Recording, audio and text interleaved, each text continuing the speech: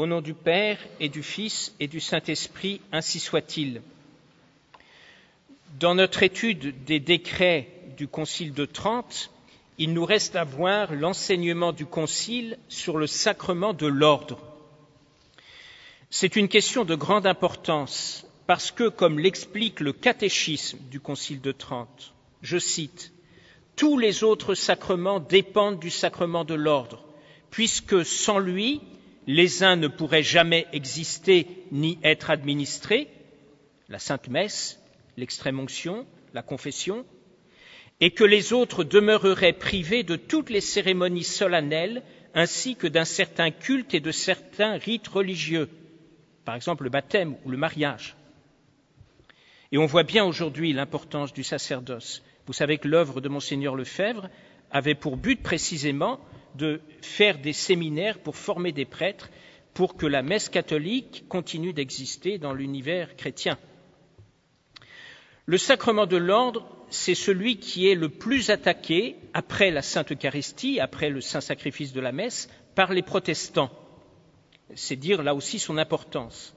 C'est pourquoi le Concile de Trente a consacré 4 chapitres à cette question, des chapitres qui répondent tour à tour aux principales erreurs des protestants et que viennent sanctionner plusieurs canons. Ces chapitres sont très intéressants à étudier parce qu'ils sont d'une très grande actualité. Les erreurs du néo-modernisme actuel sur le sacerdoce sont en effet dans l'exact prolongement des erreurs protestantes. C'est du néo-protestantisme. Et c'est pour ça que c'est très utile d'étudier ces choses. Alors voyons cela. Nous pouvons ramener à 3 les erreurs protestantes, pour simplifier. C'est d'abord une erreur sur la nature du sacerdoce. Pour les protestants, le sacerdoce n'est pas un sacrement. C'est ensuite une erreur sur le nombre des saints ordres. Vous savez qu'il existe 7 étapes du sacerdoce, depuis l'ordre de portier jusqu'au sacerdoce lui-même. 4 ordres mineurs, 3 ordres majeurs. L'Église a toujours enseigné cela. Eh bien, c'est refusé par le protestantisme. Et puis enfin, et par voie de conséquence, l'erreur protestante est une erreur sur le caractère hiérarchique de l'Église. Toutes ces erreurs sur le sacerdoce ont de très grandes conséquences sur la notion même d'Église, sur ce qu'on appelle l'ecclésiologie. Et là encore, nous allons retrouver Vatican II. Tout d'abord, pour Luther, Calvin et leurs disciples, l'ordre donc n'est pas un sacrement. Il n'a pas été institué par notre Seigneur Jésus-Christ, c'est une fiction humaine inventée par les catholiques, et donc il n'existe pas de sacerdoce visible, extérieur, conféré par une cérémonie d'ordination que seul un évêque peut accomplir. Tout ça, les protestants le nient. N'étant pas un sacrement, le sacerdoce n'est pas définitif, il peut être révoqué. Et celui qui en bénéficie, le sujet du sacerdoce, le prêtre, n'est transformé en rien. Il ne reçoit pas de caractère sacerdotal, ce caractère indélébile par lequel le prêtre est définitivement distingué des simples fidèles, des simples baptisés. Et le prêtre ne reçoit pas non plus le pouvoir de consacrer le corps et le sang de notre Seigneur Jésus-Christ dans le sacrifice de la messe, ni de faire et d'administrer les sacrements, notamment d'absoudre les péchés. Tout ça n'existe plus. Le sacerdoce, donc au fond, pour les protestants, n'est qu'une fonction humaine, ayant pour unique objet l'enseignement de la parole de Dieu. Le ministre, c'est le nom que les protestants ont donné à leur ministre, au pasteur, le ministre est élu, pris parmi les fidèles et avec leur consentement. Il ne peut être désigné sans le consentement des fidèles. Ce sont les fidèles qui font le prêtre, ce n'est pas Dieu. Et il est élu, il est choisi, établi uniquement pour prêcher la parole de Dieu. En d'autres termes, il est le représentant ou le délégué du peuple de Dieu. C'est la définition que pratiquement on peut donner du ministre protestant. Contre cette erreur, le Concile de Trente enseigne que le sacerdoce est un vrai sacrement et que ce sacrement institué par notre Seigneur Jésus-Christ lors de la dernière scène, lorsque Jésus dit à ses disciples « Faites ceci en mémoire de moi », cette phrase que le prêtre répète à chaque messe après avoir consacré le précieux sang. Donc ce sacrement institué par notre Seigneur Jésus-Christ est directement lié au saint sacrifice de la messe. C'est la raison pour laquelle notre Seigneur l'a institué au moment où lui-même a célébré la première messe lors de la scène du Jeudi Saint.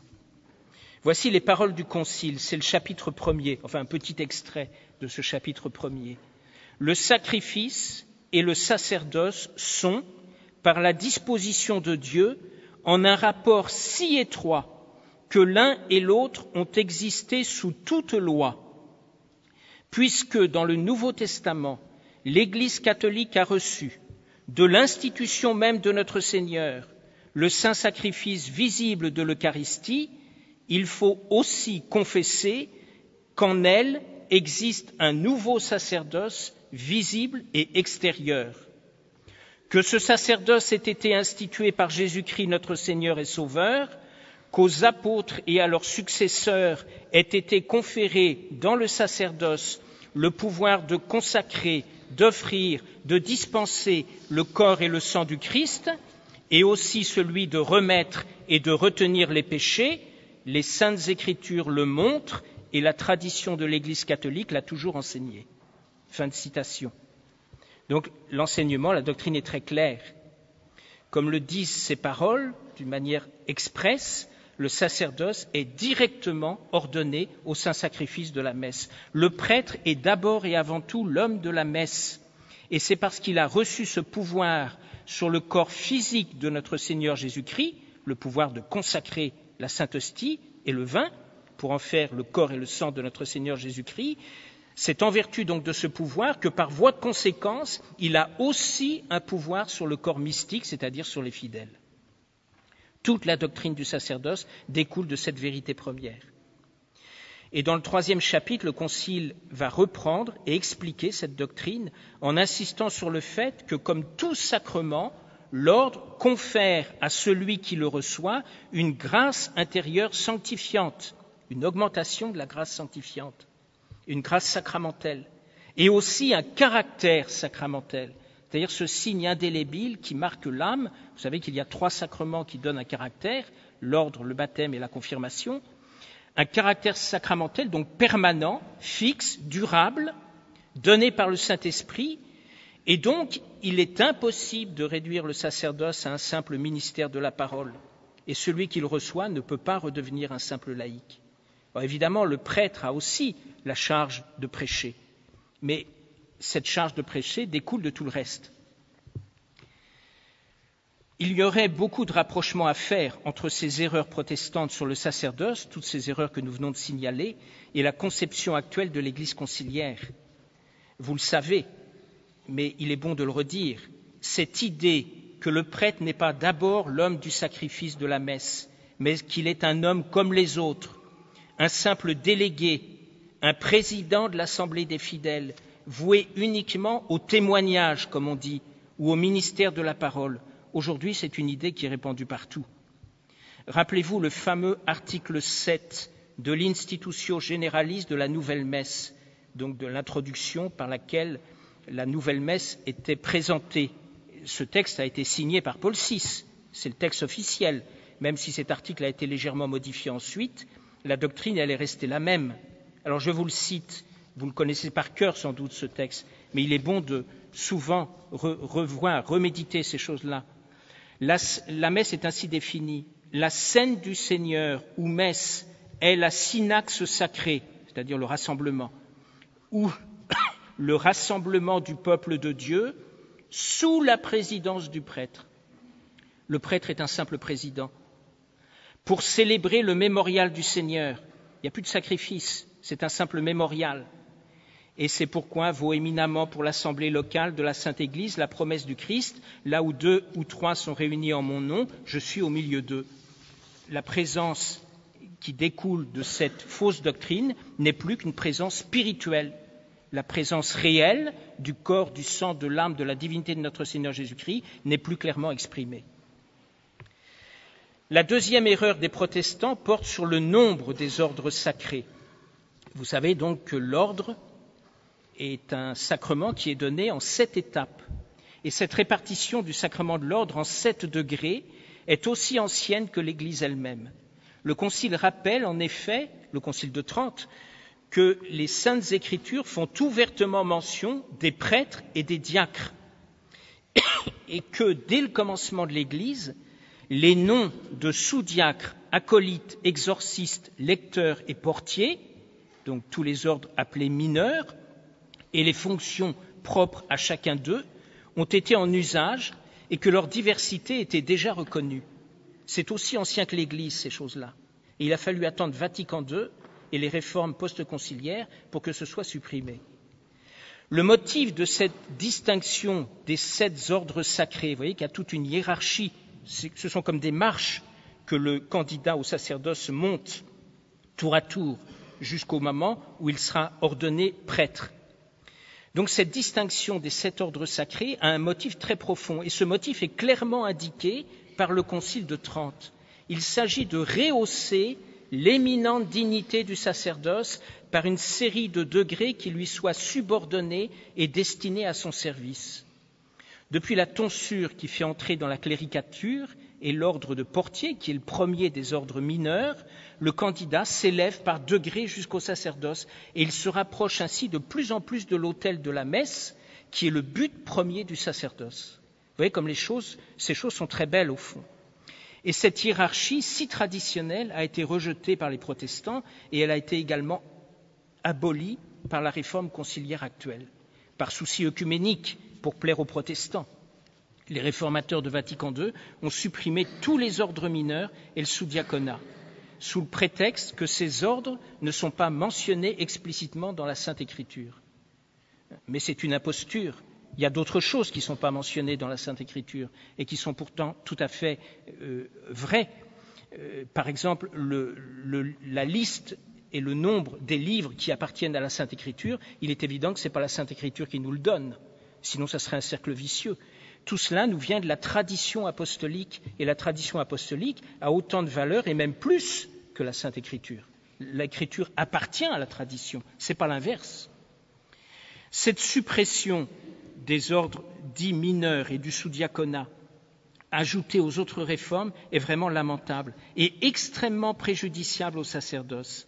Elle fait perdre le sens du sacerdoce et de sa dignité et détruit surtout le rapport étroit qui existe entre le sacrement de l'ordre et l'autel. Cette montée à l'autel n'existe plus, elle n'est plus signifiée. La collation de l'ordre n'est plus une montée graduelle et hiérarchisée vers l'autel en vue de l'offrande du sacrifice de la messe. Ça devient un simple service ecclésial uniquement tourné vers les fidèles. C'est du protestantisme. Et puis enfin, la troisième erreur des protestants sur le sacerdoce, qui ici encore est passée en grande partie dans l'Église conciliaire, c'est la destruction du caractère hiérarchique de l'Église. Et cela aussi est très important.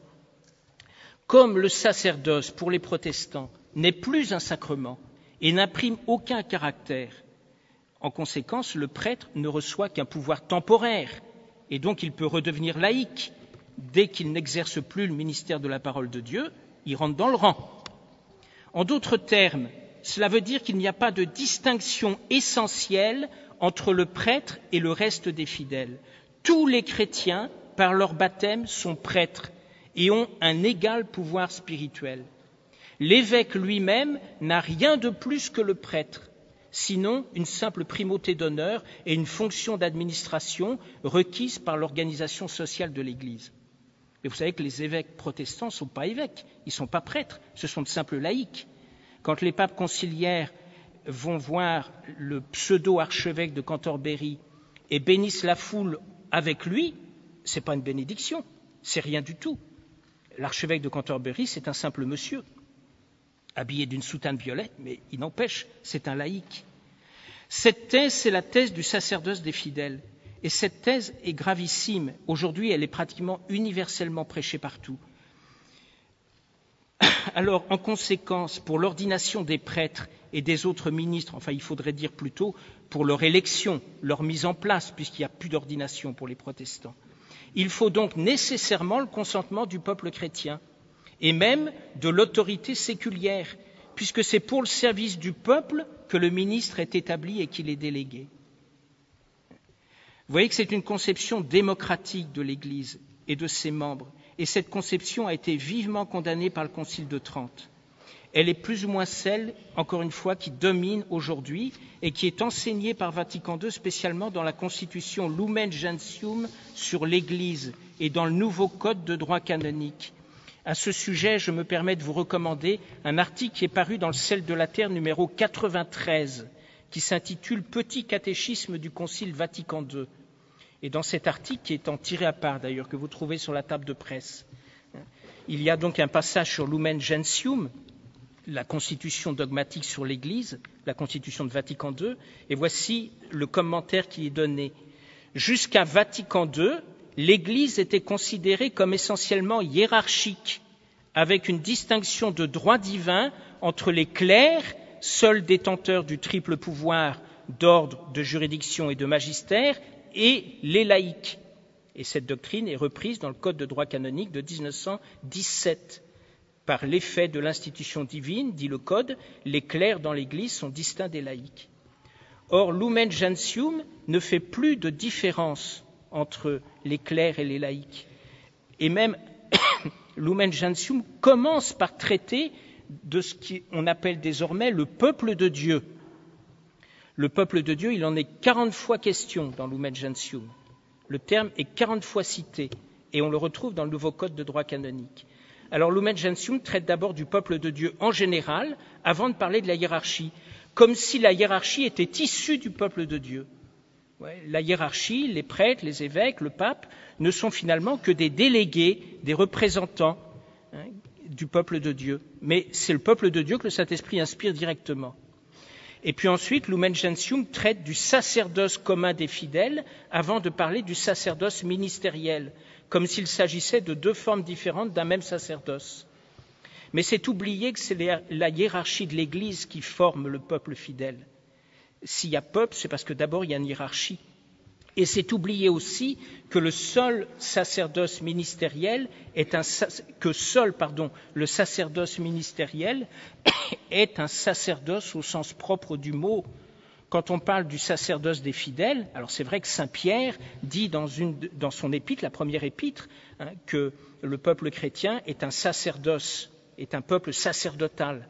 Mais c'est une métaphore, c'est une image. C'est pas au sens propre qu'il dit les choses. C'est simplement pour montrer que par le baptême, tout fidèle participe d'une certaine manière au sacerdoce de notre Seigneur Jésus-Christ, en ce sens qu'il a la capacité de recevoir les sacrements, mais pas de les faire, ni de les donner.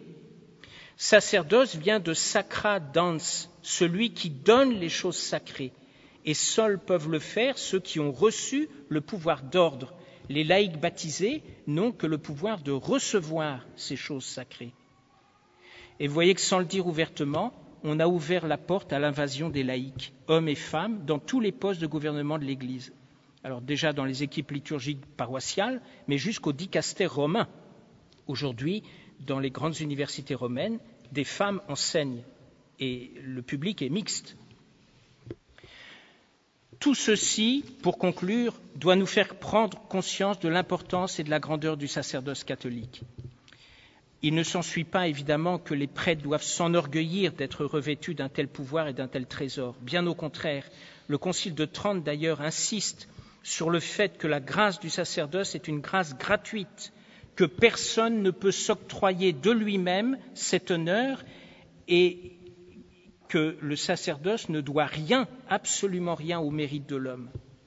Ceux qui voudraient se prévaloir de cette grâce pour des raisons indignes ou purement humaines pécheraient gravement et seraient grandement méprisables. Il y a même tout un long décret de réformation qui impose aux prêtres une véritable sainteté pour que le sacerdoce ne soit pas vilipendé.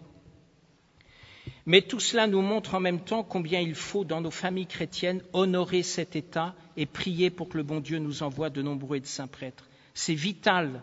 L'Église ne peut pas vivre sans ça. Nos âmes ne peuvent avoir la grâce s'il n'y a pas de sacerdoce. La moisson est abondante, dit notre Seigneur dans l'Évangile, et les ouvriers sont peu nombreux. Monseigneur Lefebvre aimait à citer l'oracle du prophète Malachie. C'est le dernier des petits prophètes. Et ce prophète condamne les mauvais prêtres tout en annonçant la messe. Il y a une prophétie qui concerne la messe dans le prophète Malachie. Mais en même temps, tous les mauvais prêtres, tous ceux qui n'honorent pas Dieu, sont vivement, fortement corrigés, repris. Alors, je vous lis quelques mots de cet oracle, de cette prophétie. Vous verrez comme cet oracle est tout à fait actuel et comme il nous encourage à être vraiment fidèles, que les prêtres soient vraiment fidèles à leur vocation. Dieu dit, « Si je suis père, où sont les honneurs qui me reviennent? Et si je suis maître, où est la crainte qui m'est due? Vous dit le Seigneur des armées, à vous, prêtres, qui n'avez que mépris pour mon nom. Vous offrez sur mon autel des aliments impurs. » Monseigneur Lefebvre disait que tout ça, on peut l'appliquer à la nouvelle messe. « Je ne prends aucun plaisir en vous et aucune offrande de vos mains ne m'est agréable. Car du levant au couchant, mon nom est grand parmi les nations et en tout lieu, on offre à mon nom des sacrifices et une oblation pure. » Voilà la Sainte Messe. « Mais vous, dit Dieu, vous ne faites que profaner mon nom. » Eh bien, prions la Sainte Vierge pour que ce ne soit pas notre cas et prions-la surtout pour qu'elle envoie à l'Église de nombreux et de très saints prêtres. Au nom du Père et du Fils et du Saint-Esprit, ainsi soit-il. Soit-il. Soit-il.